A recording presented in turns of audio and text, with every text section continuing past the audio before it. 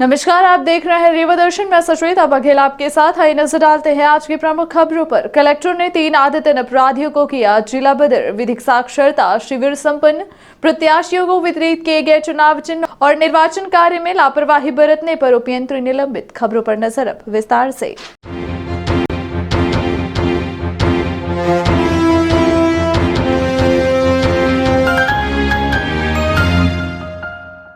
Collector ने 3 आदतन अपराधियों को किया जिला बदर। कलेक्टर एवं जिला दंडाधिकारी डॉक्टर इलैया राजौटी ने 3 आदतन अपराधियों को जिला बदर के आदेश दिए हैं।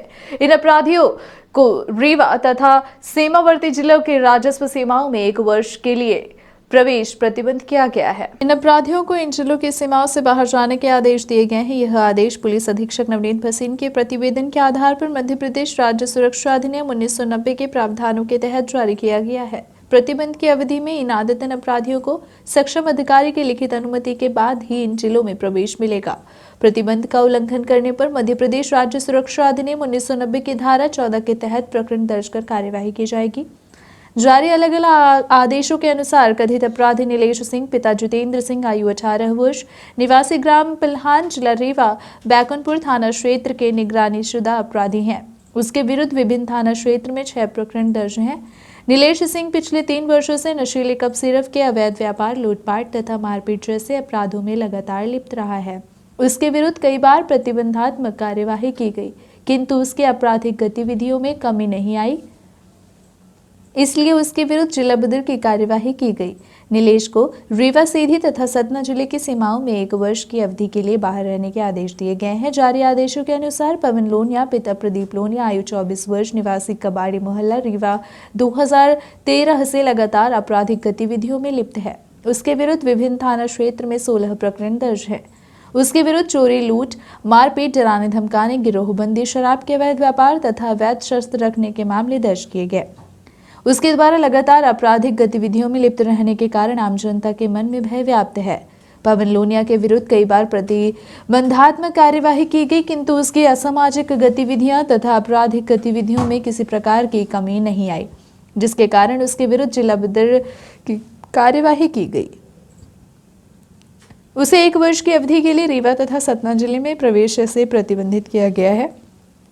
एक अन्य आदेश के अनुसार शिवम विश्वकर्मा उर्फ कनवा डीजे पिता दादू उर्फ बुद्धसेन विश्वकर्मा आयु 20 वर्ष निवासी कबाड़ी मोहल्ला रीवा को भी जिला बदर के आदेश दिए गए हैं। शिवम विश्वकर्मा के विरुद्ध विभिन्न थाना क्षेत्रों में 8 प्रकरण दर्ज हैं, जिसमें हत्या के प्रयास, लूटपाट, नकबजनी, मारपीट, गुंडागर्दी, गाली गलौज जैसे प्रकरण शामिल हैं। उसकी आपराधिक गतिविधियों की वजह से आम जनता के मन में भय व्याप्त है।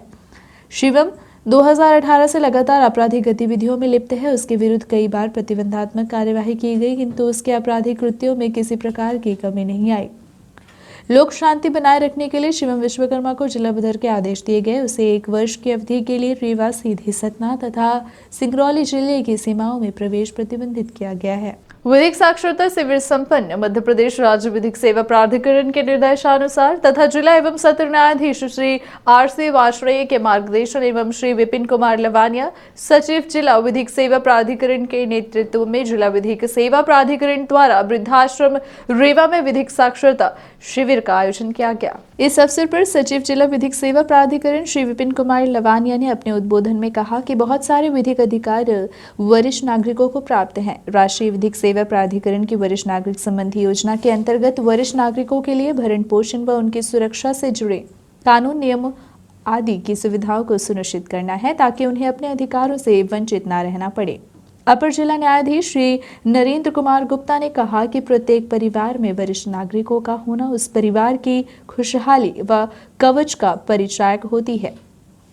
आज संयुक्त परिवारों के अलग होने से परिवार के बुजुर्गजनों की स्थिति बहुत ही दयनीय होती जा रही है, जो कि चिंता का विषय है। उन्होंने कहा कि अनेक विधिक अधिकार वरिष्ठ नागरिकों को प्राप्त हैं। इस संबंध में माता पिता एवं वरिष्ठ नागरिकों का भरण पोषण संबंधी अनेक अधिकारों को अधिरोपित किया गया, जिसमें वरिष्ठ नागरिकों के कल्याण हेतु प्रावधान किए गए। जिला विधिक सहायता अधिकारी श्री अभय कुमार मिश्रा ने निःशुल्क विधिक सहायता के बारे में जानकारी प्रदान की।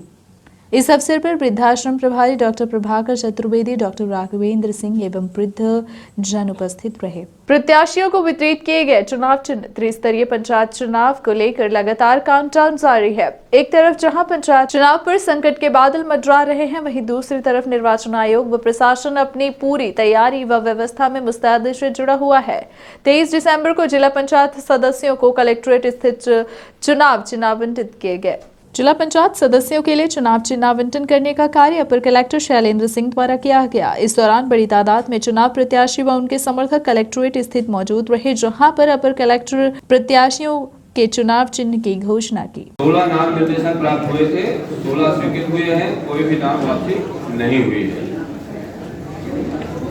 29 में अनीता सुमन तीर कमान, अयोध्या प्रसाद साकेत 2 पत्तियां, बाबूलाल साकेत उगता सूरज, बहादुर साकेत पतंग, बेलकले साकेत छाता, देववती साकेत गाड़ी, इंद्रलाल लालटेन, कौशल प्रसाद साकेत फावड़ा और गलचा, कुलपति साकेत बिजली का बल्ब, महेश प्रसाद सिलाई की मशीन, राकेश कुमार हाथ सिक्की, राम भवन साकेत टेबल पंखा, रमेश कुमार हरिजन स्लेट, रामलाल साकेत रेडियो, सुरेश कुमार मोरी हारमोनियम, विजय बहादुर साकेत 2 तलवार और 1 ढाल। निर्वाचन कार्य में लापरवाही बरतने पर उपयंत्री निलंबित। कलेक्टर एवं जिला निर्वाचन अधिकारी डॉक्टर इलैयाराजा टी ने उपयंत्री जल संसाधन विभाग R.K. वर्मा को तत्काल प्रभार से निलंबित करने के आदेश दिए हैं। निलंबन अवधि में श्री वर्मा का मुख्यालय SDM कार्यालय मऊगंज रहेगा। उन्हें नियमानुसार जीवन निर्वाह भत्ता दिया जाएगा। उपयंत्री श्री वर्मा को पंचायत निर्वाचन में CFT केंद्र शाहपुर में सहायक रिटर्निंग ऑफिसर के रूप में तैनात किया गया था। श्री वर्मा बिना अवकाश सूचना के 16 दिसंबर एवं 17 दिसंबर को कार्य से अनुपस्थित रहे। इस अवधि में उनका मोबाइल फोन भी बंद रहा। उनका इस कृत्य को गंभीर अनुशासनहीनता तथा निर्वाचन कार्य में गतिरोध डालने का प्रयास मानते हुए निलंबन की कार्यवाही की गई। मास फाइनेंशियल सर्विसेज लिमिटेड की नई शाखा अब आपके शहर में। Business loan, personal loan, used commercial vehicle and car loan, 2 wheeler loan उपलब्ध। मास फाइनेंशियल सर्विसेज लिमिटेड, जो समझे आपके अमूल्य स्वप्नों का मूल्य। महानगरों के बाद अब आपके शहर रीवा में आ गया है हाई स्पीड के साथ न्यू ब्रॉडबैंड रेलटेल, जिसमें आपको मिलेगी अच्छी स्पीड और बेहतर सर्विस। तो न्यू ब्रॉडबैंड कनेक्शन के लिए संपर्क करें VPS केबल नेटवर्क, पता John tower 2nd floor near college चौक रीवा। मोबाइल नंबर है 900099222332 और 9425470430। धन्यवाद। बीजेपी युवा मोर्चा द्वारा आयोजित की गई पत्रकार वार्ता। देश के पूर्व प्रधानमंत्री स्वर्गीय अटल बिहारी वाजपेयी की जन्म जयंती को सुशासन दिवस के रूप में मनाए जाने को लेकर भाजपा पूरी मुस्तैदी से तैयारी में जुट गई है। आगामी 25 दिसंबर 2021 को विश्व भर में भारतीय सनातन परंपरा से अवगत करवाने वाली युग पुरुष स्वामी विवेकानंद जी की जयंती है, जिसे देश के युवा दिवस के रूप में मनाया जाएगा। यह दोनों ही तिथियां युवाओं के लिए अत्यंत महत्वपूर्ण है। इसी तारतम्य में युवा मोर्चा राष्ट्रीय अध्यक्ष तेजस्वी सूर्या एवं प्रदेश अध्यक्ष विष्णु दत्त शर्मा के निर्देशानुसार भारतीय जनता पार्टी युवा मोर्चा प्रदेश अध्यक्ष वैभव पवार एवं भाजयुमो जिला अध्यक्ष विकास मिश्रा के नेतृत्व में सुशासन दिवस एवं युवा दिवस के रूप में यह मनाया जाएगा। जैसा कि भारतीय जनता युवा मोर्चा के माध्यम से संपूर्ण भारतवर्ष में यह कार्यक्रम का आयोजन हो रहा है, इस कार्यक्रम के निमित्त यह पत्रकार वार्ता का आयोजन यहाँ पर किया गया है। भारतीय जनता युवा मोर्चा केंद्र की योजना से हमारे भारतीय जनता पार्टी के पितृ पुरुष अटल बिहारी वाजपेयी जी, जिनका जन्म दिवस का कार्यक्रम आयोजित किया जा रहा है संपूर्ण भारत में। इसी निमित्त भारतीय जनता युवा मोर्चा मध्य प्रदेश की तरफ से भी संभाग स्तर पर 25 तारीख को युवा सम्मेलन के माध्यम से, युवा सेमिनार के माध्यम से कार्यक्रमों की रचना की गई है, जिसके निमित्त रीवा संभाग, सागर संभाग, मध्य प्रदेश के समस्त संभाग केंद्रों पर और महानगर केंद्रों पर इस प्रकार के सेमिनारों का आयोजन किया जा रहा है। और इस सेमिनारों का उद्देश्य यही है कि अटल बिहारी वाजपेयी जी के विचारों को युवाओं के बीच में जाएं। उन्होंने अपने जीवन काल में जब प्रधानमंत्री वो रहे उस समय उन्होंने किस प्रकार की योजनाओं का आयोजन किया था, उन किस प्रकार की योजनाओं को नीचे तक लाभ मिले, चाहे वो प्रधानमंत्री ग्रामीण सड़क योजना हो, किसान क्रेडिट कार्ड की योजना हो, ऐसे अनेक प्रकार की योजनाएं उनके कार्यकाल में जो लागू हुई, जो देश के आम जनमानस के जीवन को बदला है, इसी को प्रेरणा बनाते हुए युवाओं में एक जनजागरण का वातावरण बने, इसके तहत यह कार्यक्रम का आयोजन 25 तारीख को रीवा संभाग में होने जा रहा है। ईवीएम के द्वितीय रैंडमाइजेशन आज पंचायत चुनाव में ईवीएम मशीन का रैंडमाइजेशन 24 दिसंबर को कलेक्ट्रेट के मोहन सभागार में किया जाएगा। इस संबंध में कलेक्टर एवं जिला निर्वाचन अधिकारी डॉक्टर इलैयाराजा टी ने बताया कि 24 दिसंबर को दोपहर 3 बजे से हनुमाना विकास खंड, शाम 4 बजे से मऊगंज विकास खंड, शाम 5 बजे से नई गढ़ी विकास खंड ईवीएम का रैंडमाइजेशन किया जाएगा। कलेक्टर ने जिला सूचना विज्ञान अधिकारी तथा संबंधित रिटर्निंग ऑफिसरों को रैंडमाइजेशन के लिए आवश्यक प्रबंध करने के निर्देश दिए हैं। कलेक्टर ने प्रथम चरण के निर्वाचन के लिए जिला पंचायत तथा जनपद पंचायत सदस्य पदों के उम्मीदवारों से रैंडमाइजेशन के समय उपस्थित रहने का अनुरोध किया है। पंचायत चुनाव को लेकर सरकार पर गंभीर आरोप। पूर्व विधायक लक्ष्मण तिवारी ने पंचायत चुनाव में हो रही अव्यवस्थाओं को लेकर प्रदेश सरकार पर कई गंभीर आरोप लगाए हैं और कहा कि प्रदेश के मुखिया त्रिस्तरीय पंचायत चुनाव की रोटेशन प्रणाली व पंचायत एक्ट के नियमों की सरेआम अवहेलना कर रहे हैं। मध्य प्रदेश में त्रिस्तरीय चुनाव जो होने जा रहे हैं और जिसकी प्रक्रिया जारी है, ये नियम, कानून और संवैधानिक अनुच्छेद की धाराओं का हवाला देकर माननीय न्यायालय ने जो कहा, प्रदेश सरकार ने उसके विपरीत आचरण कर रही है। अभी 1 महीना पहले आदिवासियों को भगवान कहने वाले शिवराज सिंह जी, उनको तमाम तरह से आपने आदर के योग्य बताने वाले, आज वो बेचारे कहीं से मांग के, जांच के, कहीं से कर्ज लेकर और बिजली का बिल भरा, कोरोना काल का भी बिल बना, जो शिवराज सिंह जी कमलनाथ की सरकार ने जिस बिलों को माफ़ किया वो भी भरा। तो अरबों रुपया फीस के नाम पर, बिजली के नाम पर, पंचायत के कर के नाम पर और तमाम देयक के नाम पर एनओसी लेने में लगा। हफ्तों परेशान होने के बाद ऐसा वर्ग तमाम तरह से, मैं चाहता हूं कि पिछड़े को आरक्षण आप दें, मैं उसका विरोध में नहीं हूं, परंतु किस हद तक, कहां तक आप जाओगे?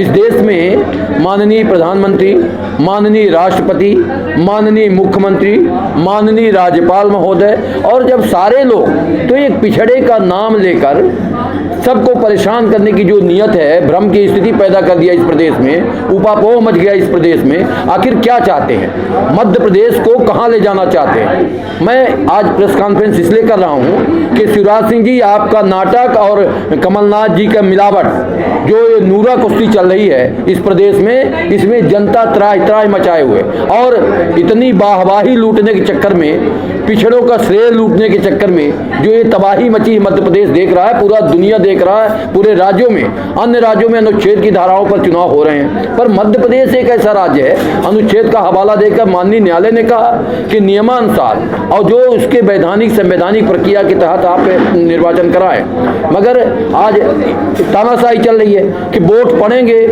गिनती नहीं होगी, गिनती होगी तो परिणाम नहीं घोषित होगा। तो भैया परिणाम कैसे नहीं घोषित होगा? ये क्या कानून में लिखा है? मतलब हिटलर शाही है। इसके विरोध में हम चाहते हैं कि मध्य प्रदेश में चुनाव हो और विधि सम्मत चुनाव हो, और ये तरीका जो अपनाया जा रहा है ये टोटल विधि विरुद्ध है और समाज विरुद्ध है। इसमें अनुसूचित जाति और जनजाति के लोग तबाही पर जा रहे हैं और तथाकथित अन्य लोगों का भी ठेका लेने वाले, वर्ग विशेष की वकालत करने वाले ये दोनों राष्ट्रीय दल इस प्रदेश को मूर्ख समझ रहे हैं, मूर्खता का प्रदर्शन कर रहे हैं। मैं पूरी ताकत के साथ इस बात का आपके बीच में ये बात कह रहा हूं कि मध्य प्रदेश की सरकार चेत जाए, नहीं तो आने वाला समय इस बात के लिए जनता बताएगी कि तुम्हारी दोनों की चालाकी इस मध्य प्रदेश को तबाही तक ले गई है। हम किसी भी हालत में इसको नहीं छोड़ेंगे, इसलिए आज ये हम प्रेस कॉन्फ्रेंस करने के लिए आपके बीच में। जिला खो खो संघ द्वारा आयोजित की गई पत्रकार वार्ता। जनवरी महीने में 7, 8 व 9 जनवरी को आयोजित होगी खो खो प्रतियोगिता। जिले में खो खो प्रतियोगिता को बढ़ावा देने जिला खो खो संघ द्वारा विशेष प्रयास किए जा रहे हैं। इसी कड़ी में आगामी माह जिले में प्रतियोगिता आयोजित होगी। आयोजित प्रतियोगिता के संबंध में विस्तार से जानकारी देते हुए जिला खो खो संघ उपाध्यक्ष संजय पांडे ने जानकारी देते हुए बताया कि इस प्रतियोगिता में रीवा संभाग के अलावा जबलपुर व इंदौर संभाग की टीमें शामिल रहेंगी। खो खो संघ द्वारा आज प्रेस वार्ता आयोजित की है, क्या उद्देश्य है इसका? इसका उद्देश्य ये है कि हम रीवा जिले में खो खो को बढ़ावा देना चाहते हैं। उसी के तत्वावधान में हम रीवा जिले खो खो संघ ने रीवा प्रीमियर लीग का आयोजन 7, 8, 9 जनवरी 2022 को किया है। इसमें रीवा जिले और रीवा संभाग और प्रदेश के अन्य जिलों से भी खिलाड़ी यहाँ शिरकत करेंगे एवं खो खो को बढ़ाएंगे। हमने पिछले साल इसका आयोजन किया था, जिसके तहत इस हमारे खेलों से इतना विकास हुआ कि 7 खिलाड़ी इस वर्ष राष्ट्रीय खेलकूद प्रतियोगिता में भाग लिए, नेशनल खेले, जो रीवा का पहली बार रिकॉर्ड है। कितनी टीमें लगभग भाग लेंगी? 10 टीमें भाग लेंगी, 6 पुरुषों की टीमें, 4 महिलाओं की टीमें, और ये मैच राउंड रॉबिन लीग के आधार पर खेले जाएंगे। जो टॉप 2 टीमें होंगी वो फाइनल प्रवेश करेंगी एवं फाइनल खेलेंगी। कहाँ किया जाएगा प्रतियोगिता का आयोजन? स्टेडियम के ग्राउंड में, अवधेश प्रताप सिंह विश्वविद्यालय रीवा स्टेडियम के ग्राउंड में, दिनांक 7, 8, 9 जनवरी। यहाँ पर एक प्रतियोगिताएं भी रखी गई हैं, वो इसका क्या है? यहाँ पर खिलाड़ियों की नीलामी हो रही है, जैसे IPL के दर्ज में आपने देखा होगा बड़े बड़े खिलाड़ियों की नीलामी होती है। इसी प्रकार खो खो के जो अच्छे खिलाड़ी हैं उनकी यहाँ नीलामी है और टीमों का चयन होना। 10 टीमें हैं, 10 टीमों के कोच, उनके मैनेजर और उनके टीम मानर टीमों में खिलाड़ियों का चयन कर रहे हैं, खिलाड़ियों की बोली लगा रहे हैं। कौन कौन संभाग से आ सकते हैं ज़्यादा? देखिए, ज़्यादातर रीवा संभाग के खिलाड़ी रहेंगे, कुछ जबलपुर संभाग के, कुछ इंदौर संभाग के खिलाड़ी यहाँ शिरकत करेंगे। क्या नाम है और क्या पद है आपका? मेरा नाम संजय पांडे है, मैं वरिष्ठ उपाध्यक्ष हूँ जिला खो खो संघ का। ये थी आज की प्रमुख खबरें। आगे की खबरों के लिए बने रहे रीवा दर्शन के साथ। दीजिए हमें इजाजत। नमस्कार।